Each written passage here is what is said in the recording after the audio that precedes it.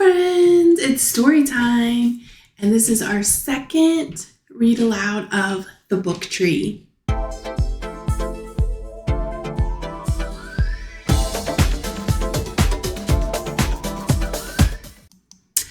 All right, friends, so we are going to read The Book Tree again. And you may remember in this story, the mayor in the town doesn't like books, and he tears them all up. Arlo misses reading books and wants them back. Do you remember what Arlo did to bring the books back to the town? Yeah.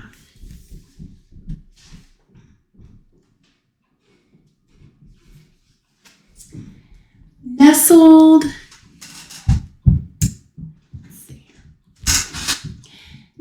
in the branches of a tree, Arlo opened his book and breathed in.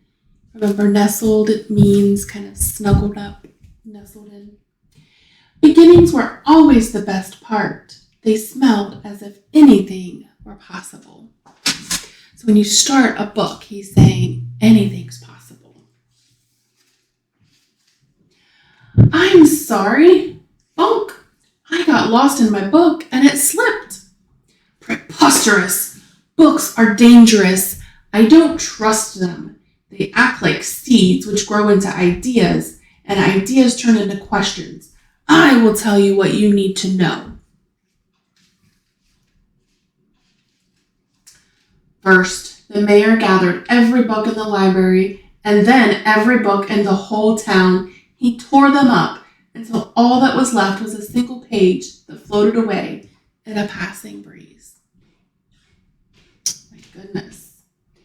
Ouch, the mayor looks upset that the book hit him on the head. I think the mayor does not like reading. He's tearing all the pages out of the book.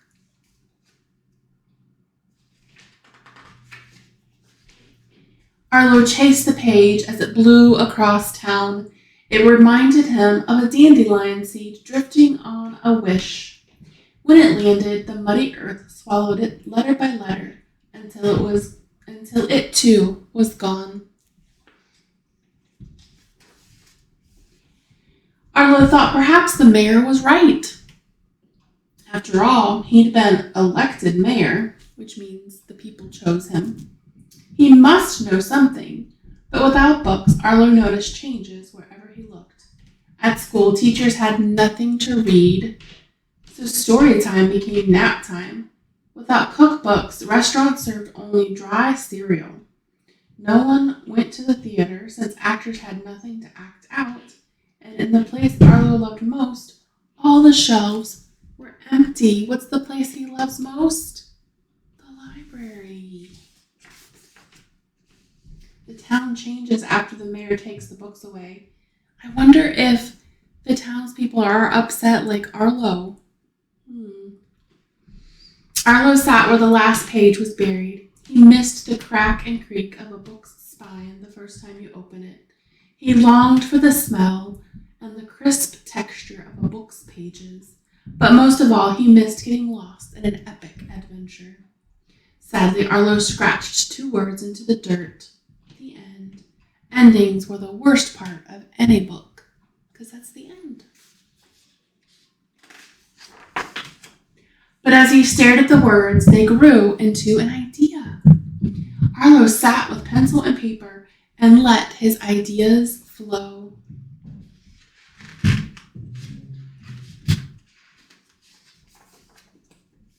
He read his stories out loud to anyone who passed by, but no one stopped to listen.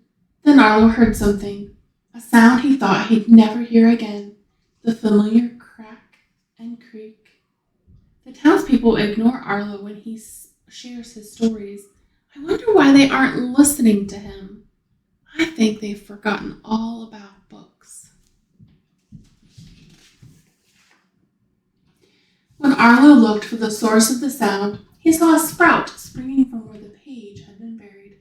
It began to open its leaves. It reached for Arlo's words, begging for more. With every story Arlo wrote and read aloud, the sprout grew. Arlo wrote a story about a giant, and the tree grew tall, reaching for the clouds. He wrote about a fire-breathing beast, and its branches became as strong as dragons' claws. He wrote about a magical swan made of paper, and blooms of tissue paper blossomed into books.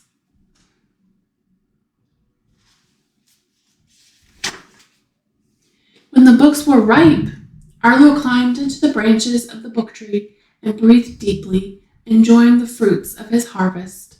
Remember, harvest means it's ready to be picked. That means the books were ready. While Arlo read, a friend stopped under the tree. I'm bored. There's nothing to do. You could try reading, Arlo said. Is that a book?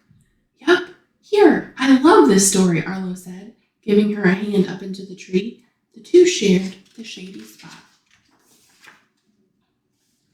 Soon flocks of readers roosted on the limbs. Books spread through the town like pollen in the wind.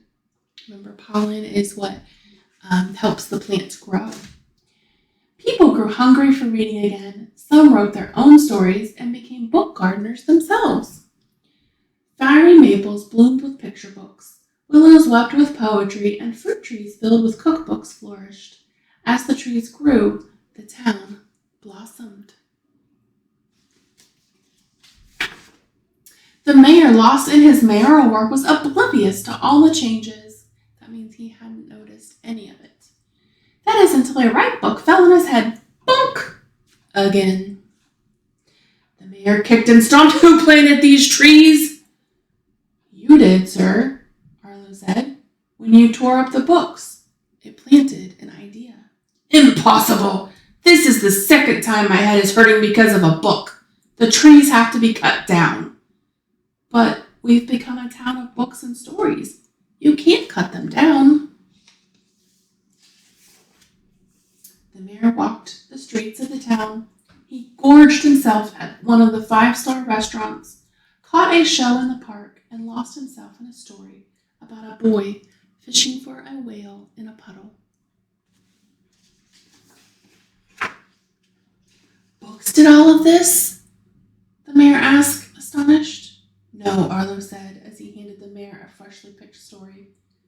The book was just the seed. So why did the mayor want to get rid of the books? What happened when he did?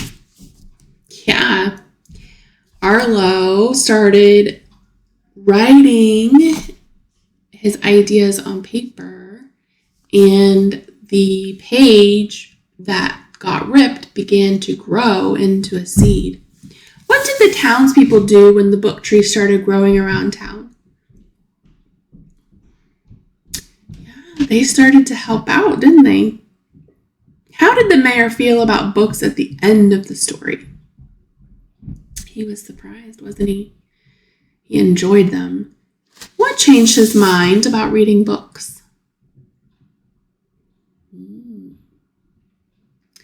I think he noticed that the townspeople were happy, and he enjoyed, eating at a restaurant, and he watched a show, and then he was reading a book, and he finally realized that the books are a big part of our lives, our daily lives, and so he enjoyed them.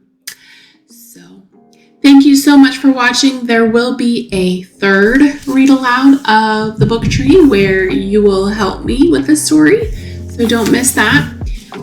Thank you so much for watching. Don't forget to hit the like and subscribe button below, and I'll see